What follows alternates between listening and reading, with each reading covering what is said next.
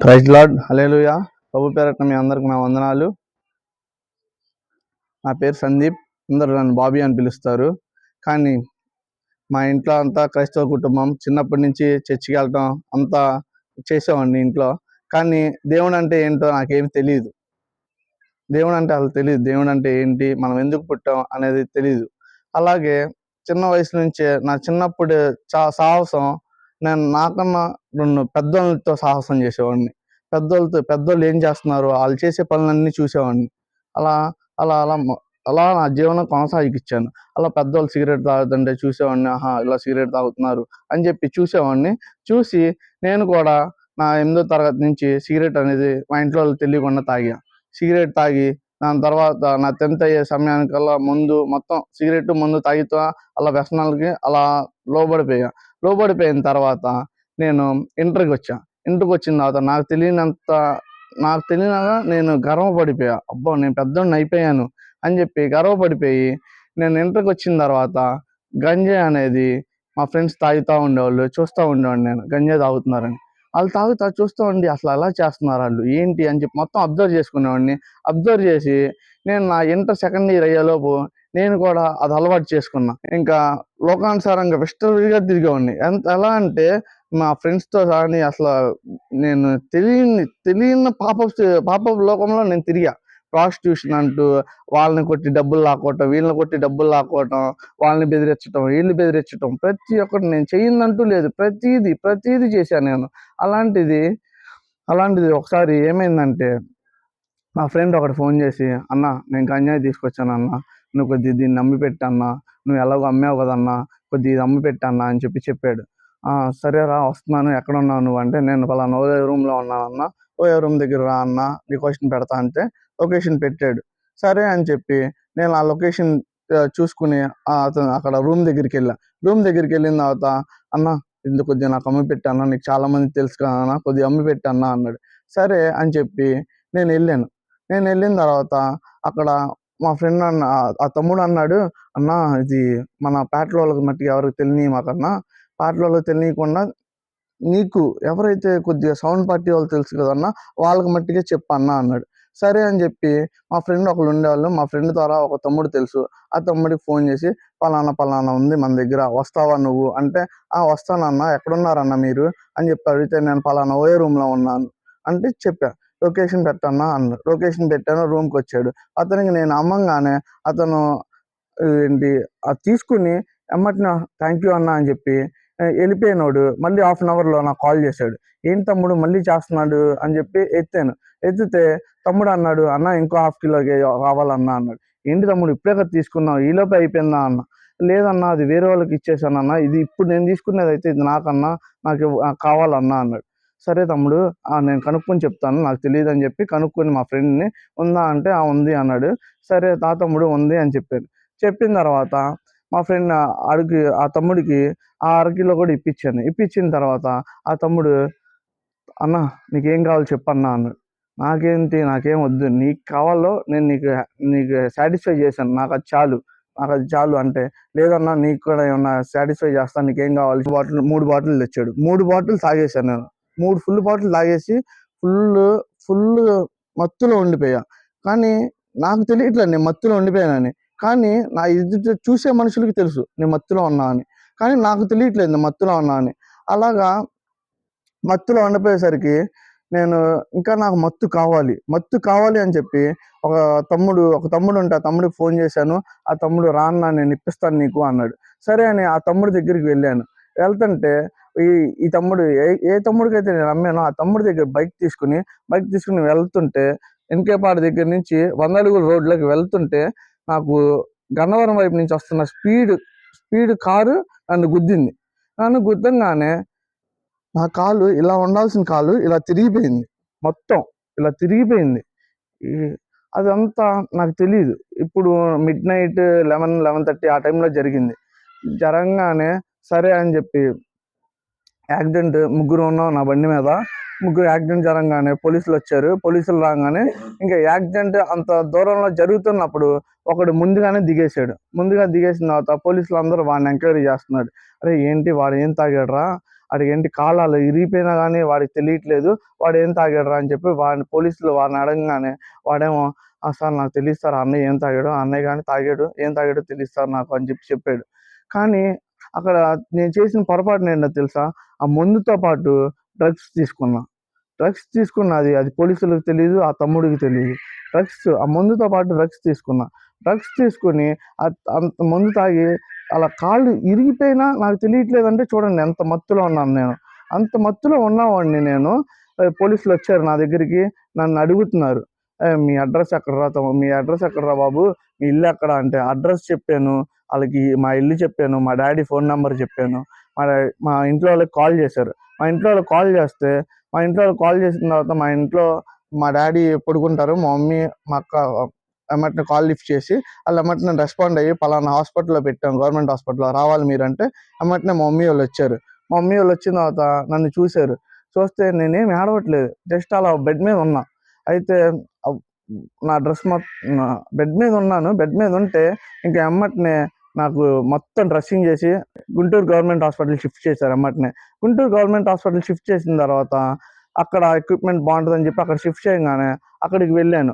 అక్కడికి వెళ్ళిన ఒక కొన్ని గంటల్లో నేను మత్తులో ఉన్నా కదా, మత్తులో నుంచి పూర్తి విడుదల పొందుకుని నాకు నొప్పి స్టార్ట్ అయింది.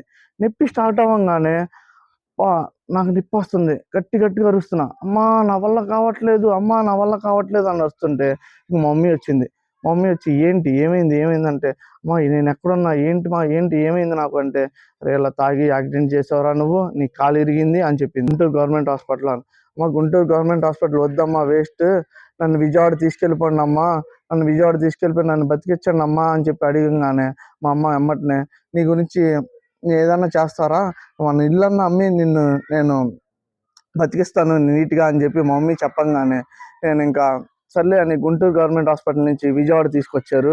విజయవాడ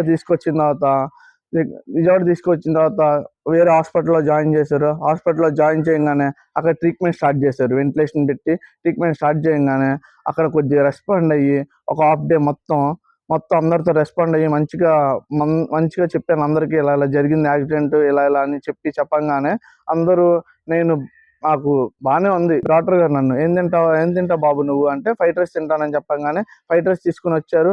ఆ ఫ్రైడ్ రైస్ తిన్నా. ఆ ఫ్రైడ్ రైస్ తినిన తర్వాత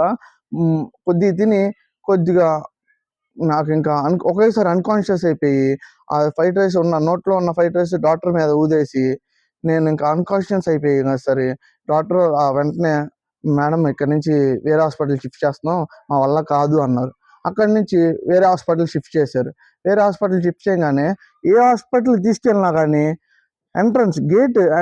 హాస్పిటల్ గేట్ ఎంట్రన్స్ దగ్గరే ఫైల్ చూసి, అమ్మా లేదమ్మా ఇటు సైడ్ చనిపోతాడు, వద్దమ్మా తీసుకెళ్ళిపోండి. అలా దగ్గరగా 12 హాస్పిటల్ తిప్పారు. విజయవాడలో 12 హాస్పిటల్ తిప్పితే ఎక్కడ ట్రీట్మెంట్ దొరకట్లే నాకు. చివరికి మా బాబాయ్ ఉన్నాడు, మాకు మంచి హాస్పిటల్ ఉంది, నాకు తెలిసిన హాస్పిటల్ తీసుకెళ్తా అని చెప్పి హాస్పిటల్ తీసుకెళ్ళగానే హాస్పిటల్లో ట్రీట్మెంట్ స్టార్ట్ చేశారు. ట్రీట్మెంట్ స్టార్ట్ చేసిన తర్వాత నేను స్పృహలో లేను, నేను కోమాలోనే ఉన్నా, వెంటిలేషన్ మీద కానీ ఏంటంటే వెంటిలేషన్ మీద ఉండి ట్రీట్మెంట్ స్టార్ట్ చేయడానికి కోమాలో ఉన్న వాళ్ళకి ఎవరు ట్రీట్మెంట్ స్టార్ట్ చేయరు. అలాంటిది నేను కోమాలో నుంచి ఎప్పుడు బయటకు వస్తాను, ట్రీట్మెంట్ స్టార్ట్ చేద్దామని చూస్తున్నారు. వెంటిలేషన్ మీద దగ్గరగా 45 రోజులు ఉన్నాను. ఎందుకమ్మా మీరు వీడి గురించి ఎంత ఖర్చు పెడుతున్నారు, వద్దు నేను తీసుకెళ్ళిపోండి, ఇదే ట్రీట్మెంట్ వెంటిలేషన్ పెట్టి మీరు ఇంట్లో చూసుకోవచ్చు, వాడిని తీసుకుని వెళ్ళిపోండి అని చెప్పంగానే మా ఇంట్లో వాళ్ళు ఇంకా అంబులెన్స్ పిలుచుకుని వస్తాం డాక్టర్ గారు అని కిందకి వెళ్ళారు. కిందకి వెళ్ళిన వాళ్ళు అంబులెన్స్ కోసం చూస్తుంటే ఈలోపు డాక్టర్ ఐసీయూలో ఉన్నాగా నేను ఆ వెంటిలేషన్ పైప్ తీయడానికి మొత్తం నాకు పెట్టిన ఎక్విప్మెంట్ మొత్తం తీస్తుంటే వెంటిలేషన్ మాస్క్ ఒకసారి తీయంగానే నా అంతటి నేను శ్వాస పీల్చుకుంటున్నా. డాక్టర్కి అప్పుడు దాకా వెంటిలేషన్ పైప్ మీద ఉన్నవాడు ఈడంతటి శ్వాస పీల్చుకుంటున్నాడు అని చెప్పి డాక్టర్కి ఏమీ అర్థం కాకపోయేసరికి మా ఇంట్లోకి ఆయన దగ్గర ఉన్న నంబర్లన్నీ ఫోన్ చేశాడు. ఎవరు లిఫ్ట్ చేయకపోతే గబగబా ఆయన కిందకు వచ్చి, ఏంటమ్మా ఫోన్ చేస్తుంటే రెస్పాండ్ అవ్వాలంటే, లేదండి మేము అంబులెన్స్ కోసం వెయిట్ చేస్తున్నాం అని చెప్తే, కాదు మీరు అర్జెంట్ పైకి రావాలని చెప్పి పైకి తీసుకెళ్ళంగానే చెప్పారు అప్పుడు డాక్టర్ గారు. "మీరు ఏ దేవుడినైతే ఆరాధిస్తారో ఆ దేవుడు సర్వశక్తిమంతుడమ్మా. భూమి మీద ఈడికి ఇంకా ప్రాణం ఉంచాడు. తిరిగి లోకానికి పంపించేశాడు. ఈ దేవుడు చాలా గొప్పవాడమ్మా" అన్నారు. మా దేవుడు చాలా గొప్పవాడమ్మా అనంగానే, "ఏమైందయ్యా? ఏమైందా డాక్టర్ గారు" అంటే, "చూడండమ్మా, మీరు అంబులెన్స్ మాట్లాడుకోమని చెప్పింది నేనే. అలాంటిది వెంటిలేషన్ పైప్ తీయంగానే వీడు శ్వాస పీల్చుకుంటున్నాడు." చెప్పిన తర్వాత 3 డేస్‌లో పెద్ద పెద్ద రాడ్‌లేసి నాకు సర్జరీ చేశారు. సర్జరీ అవ్వంగానే 1 వీక్‌లో ఇంటికి పంపించారు. ఇంటికి పంపించే ముందు డిశ్చార్జ్ చేస్తారుగా, డిశ్చార్జ్ చేసేటప్పుడు నేను నాకు నోట్లోంచి అమ్మ అని మాట రావట్లా. ఒక పిచ్చోడు అరుస్తాడు కదా! అమ్మ పిచ్చోడు అని ఎలా అరుస్తాడో అలా పిచ్చి పిచ్చిగా అరిసేవాడిని. హాస్పిటల్‌లో అందరూ నన్నే చూస్తున్నారు. ఏంటి? ఏమైంది వీడికి? ఏమైంది ఈడికి? అని అందరూ నన్నే చూస్తున్నారు. ఏంట్రా? ఏంటి? ఏంటి ఈడికి ఏమైందని. అక్కడి నుంచి కిందకు ఆ రూమ్‌కి తీసుకొచ్చారు. ఆ రూమ్‌కి తీసుకురాంగానే, "అమ్మ, ఇది ఏం కాదు. మీరు కంగారు పడాల్సిన అవసరం లేదు. మీరు ఇంటికెళ్ళిన తర్వాత మెల్లగా సెట్ అయిద్ది. అంతేగాని ఒకేసారి సెట్ అవ్వడానికి అవ్వదమ్మా. ఇంటికెళ్ళిన తర్వాత మొత్తం సెట్ అయిద్ది" అని చెప్పంగానే డాక్టర్ గారు, మా ఇంట్లో వాళ్ళు, "సరే, సరే డాక్టర్ గారు" అని చెప్పి అంబులెన్స్‌లో ఇంటికి తీసుకొచ్చారు. ఇంటికి తీసుకురాంగానే ఇంటి దగ్గర గేట్ ఎంట్రన్స్ దగ్గరే మా బాబాయ్ ఉన్నాడు. మా బాబాయ్ ఉండి అలా అరుస్తుంటే, "ఏంట్రా తాతలాగా అరుస్తున్నావు నువ్వు? ఏమైపోయింది నీకు" అన్నారు. నాకు తెలీదనమాట ఇదంతా నేను చేశానని. ఎందుకంటే ఇది ఎలా చెప్పగలుగుతున్నానంటే నేను, మా ఇంట్లో వాళ్ళందరూ ఇది అంతా ఫోన్‌లో రికార్డ్ చేశారు. రికార్డ్ చేసి నేను 2 సంవత్సరాలు మంచం మీద ఉన్నా. 2 సంవత్సరాలు మంచం మీద ఉంటే నాకు ఈ వీడియోస్ అన్నీ, క్లిప్స్ అన్నీ చూపిస్తున్నారు. "అరేయ్! నువ్వు ఇంత ఘోరాతి ఘోరమైన ప్రమాదంలో నుంచి బయటకొచ్చావురా! ఇప్పటికన్నా మారరా! ఫ్రెండ్స్‌తో వద్దురా నీకు. వద్దురా, వద్దురా ఫ్రెండ్స్‌తో తిరగొద్దురా" అని చెప్పినా గానీ, ఆళ్ళ ముందు నేను నటిచ్చా. ఖచ్చితంగా నేను ఫ్రెండ్స్‌తో తిరగను అని చెప్పి ఆళ్ళ ముందు నవ్వుతా అలా చెప్పినోడిని నేను. నేను నా మనసులో ఉన్నదేంటంటే, ఎప్పుడైతే నేను మంచం దిగి నడవగలనో ఎమ్మటనే నా రొటీన్ లైఫ్ స్టార్ట్ చేసేద్దాం. మళ్ళీ ఎళ్ళిపోదాం. మళ్ళీ తాగేద్దాం. మళ్ళీ తిరిగేద్దాం అనే అనే ఆలోచన తప్ప, నన్ను ఎంత స్టేజ్‌లోంచి ఇలా తీసుకొచ్చాడే దేవుడు అని చెప్పి ఆలోచన లేదు. ఇంకా సరేలే అని చెప్పి మా ఇంట్లో వాళ్ళందరూ చర్చికెళ్తుంటే చర్చికి రమ్మంటే, "అమ్మ, నేను చర్చికి రాలేనమ్మా, కాళ్ళు నొప్పిమా" అని చెప్పేవాడిని. అలాంటిది చర్చికి రానిపోయేసరికి మా మమ్మీ గూడా నన్ను వదలకుండా శుక్రవారం మా ఇంటి దగ్గర వీధి సువార్త జరిగిద్ది. అక్కడ ఒక అయ్యగారు చెప్తున్నారు, బాగా చెప్తున్నారు, రారా" అని చెప్తే, "అమ్మ రాలేనమ్మా, నేను కాళ్ళు నొప్పిమా" అని మా ఇంట్లో వాళ్ళకి తెలియకుండా నేను మళ్ళీ అలా కుంటుకుంటా నడుస్తానే సిగరెట్ అనేది, మందనేది మళ్ళీ తాగడం స్టార్ట్ చేశా. అది మా ఇంట్లో వాళ్ళకి తెలియకుండా మళ్ళీ సిగరెట్, మందనేది తాగడం స్టార్ట్ చేశా. తాగడం స్టార్ట్ చేసినోడిని మా మమ్మీ ఒకరోజు బాగా ఇబ్బంది పెట్టేసింది. "అరే! వాళ్ళ శుక్రవారం నువ్వు ఖచ్చితంగా ప్రార్థనకు రావాల్సిందే. ఖచ్చితంగా రావాల్సిందే నువ్వు" అంటే, "సరే మా వస్తాను" అని చెప్పి గబాలన ఎళ్లి సిగరెట్ తాగేసి "అమ్మా వస్తున్నా పద" అని చెప్పి ఎళ్లి ప్రార్థనలో కూర్చుంటే, అప్పుడు ఆ ప్రార్థనలో దేవుడు నాతో మాట్లాడాడు. దేవుడు నాతో మాట్లాడంగానే, దేవుడు ఇంత పాపులతో కూడా మాట్లాడతాడా? నేను సిగరెట్ తాగిన విషయం అయ్యగారికి ఎలా తెలుసు? ఆయనేంటి మైక్‌లో అలా చెప్పేస్తున్నాడు? ఇప్పుడు నేను ఏం చేయాలి? ఏం చేయాలనుకుని చాలా భయపడిపోయా. ఇప్పుడు ప్రార్థన అయిపోయిన తర్వాత అందరూ నన్ను అడుగుతారేమో, "ఏంట్రా సిగరెట్ తాగటం కరెక్టేనా?" అని అడుగుతారేమో అని భయపడిపోయా. భయపడిపోయి భయపడిపోయిన తర్వాత ఇంకా అప్పటికప్పుడు ప్రార్థనలో నిర్ణయం తీసుకున్నా. ప్రభువా నన్ను క్షమించు ప్రభువా! నేను ఇంకెప్పుడు తాగను ప్రభువా సిగరెటు అని చెప్పంగానే, ఇంకా నిర్ణయం తీసుకొని అప్పటి నుంచి ఇప్పటి దాకా సిగరెట్ అంటూ తాగను. ఆ స్మెల్ కూడా పడదు నాకు. అలాంటిది దాని తర్వాత అలాగా మందొకటి ఉందిగా మందు, ఆ మందు కూడా అలాగే ప్రార్థనలో దేవుడు నాతో మాట్లాడంగానే ఆ మందు అనేది కూడా వదిలేసా. ఇంకా ఒకే ఒకటుంది. అది మత్తు టాబ్లెట్లు. ఆ మత్తు టాబ్లెట్లు ఎలా అంటే, యూట్యూబ్‌లో నేను దేవుడి పాటలు వినటం ఇలా చూస్తుంటే, ఆహ్, దేవుడి పాటలు వినటం చూస్తుంటే అదేంటి 'బెజవాడ బ్యాడ్ బాయ్ సాయి' అని చెప్పి టెస్టిమోనీ కనపడింది. టెస్టిమోనీ కనపడంగానే అసలు ఏంట్రా ఈడిది యూట్యూబ్‌లో రావటం ఏంటి? ఈడేం చేశాడు అని చెప్పి యూట్యూబ్‌లో ఆ వీడియో చూస్తున్నా. ఆ వీడియో చూస్తుంటే వాడు మొత్తం సాక్ష్యం చెప్తున్నాడు. సాక్ష్యం చెప్తుంటే నాకేం అర్థం కాలా. ఈడేంటి ఎలా చెప్తున్నాడు? ఈడేంటి ఎలా ఒప్పుకుంటున్నాడు నిజాలన్నీ? ఆడు చేసిన తప్పులు, ఆడు చేసిన పాపాలన్నీ ఒప్పుకుంటున్నాడు. ఏంటి నిజంగానేనా ఇదంతా అనంగానే, ఇంట్లో ఏమో మా మమ్మీ, మా అక్క, "అరేయ్ చూడరా, వాడిని చూసన్నా తెలుసుకోరా ఇప్పటికన్నా. రారా, మారరా, ఇంకెందుకురా ఫ్రెండ్స్ అంటావు. వద్దురా, నీకు దేవుడు నిన్ను బతికిచ్చాడురా. మళ్ళీ లోకం వైపు చూడమాకరా" అంటున్నారు. ఇంకా అక్కడి నుంచి నా చర్చికి వెళ్ళటం, ఎల్విన్ నన్ను చర్చికి తీసుకెళ్ళటం స్టార్ట్ చేశాడు. అలాంటిది, ఎల్విన్ నువ్వు ఎక్కడికి రా చర్చికి వెళ్ళేది అంటే, నేను గుణదల దగ్గర కల్వరి హిమాలయన్ మినిస్ట్రీస్ అని ఉంది, ఆ చర్చికి నేను వెళ్తాను అని చెప్పంగానే, సరే నన్ను కూడా తీసుకెళ్ళు అన్న. నన్ను కూడా తీసుకెళ్ళి అనగానే నన్ను కూడా తీసుకెళ్ళటం స్టార్ట్ చేశాడు. కాకపోతే మన చర్చి అయిపోయిన తర్వాత నేను మా ఇంట్లో వెళ్ళే చర్చికి కూడా వెళ్ళేవాడిని. అలా అలా వెళ్తా ఉంటే ఆత్మీయంగా కొద్దిగా బాగా బలపడుతున్నా. ఇక్కడ నాకు వాక్యం తరపున దేవుడు నాతో మాట్లాడుతున్నాడు. దేవుడు నాతో మాట్లాడుతుంటే ఏంటి ఇంత ఆనందంగా ఉంది నాకు.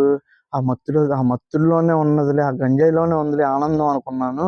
దేవుడు మాట్లాడితే ఎంత ఆనందం కలిగిద్దా నాకు అని చెప్పి వాక్యంతో దేవుడు వారానికి వాక్యంతో మాట్లాడుతుంటే ఇంకా నేను ఇంకా ఇక్కడ ఉన్న పాస్టర్ గారు నన్ను దేవుడిలో బలపడిన తర్వాత నీకు ఖచ్చితంగా బాప్తీసం ఇద్దాం అన్నారు.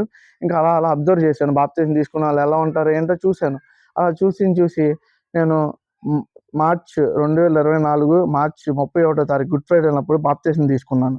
బాప్తీసం తీసుకోగానే ఇంకా దేవుడికి చాలా దగ్గరగా ఉందాం అనుకున్నా. చాలా దగ్గరగా ఉందాం అనే టైంలో పెద్ద ఆటంకం ఒకటి జరిగింది. ఆ ఆటంకం ఏంటంటే, ఏప్రిల్ 8వ తారీఖు మా డాడీ చనిపోయారు. మా డాడీ చనిపోగానే ఎక్కడ లేని బాధ అంతా వచ్చేసింది నాకు.